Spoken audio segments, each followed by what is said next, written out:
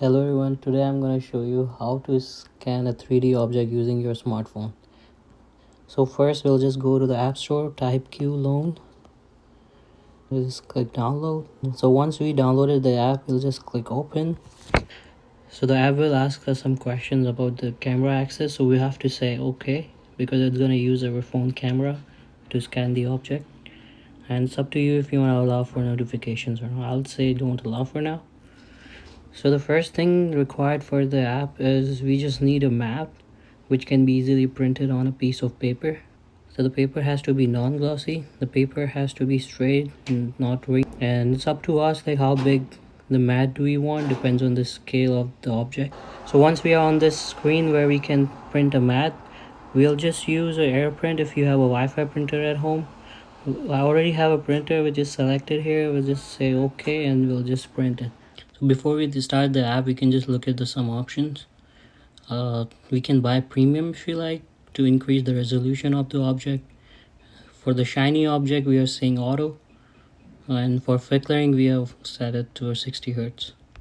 So once you're on this screen, it will just say plus sign here, so it will open up the camera, and I already have an object, small headphone box, so we're gonna start scanning this object. So you can just say record and start moving around slowly around the object, and it will scan everything by itself.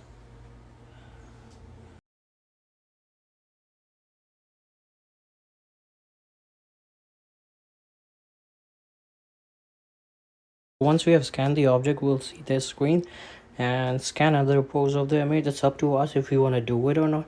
So right now I think I'm fine with the object I have got in here.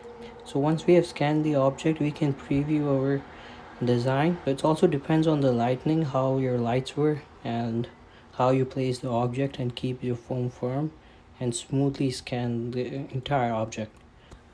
So once we think we have a fine object, we can proceed with this. When we're scan ready, we can export, we can modify, we can delete, or we can actually use an AR. So right now we'll just scan this with different objects. We have GIF file format, we have object file format, we have STL. Usually we use STL for 3D printing. Now we'll just say as GIF file. So we're gonna say save image. We'll ask us to allow the photos, we'll say okay. So this is a very basic thing, and this is how you can scan an object with your smartphone.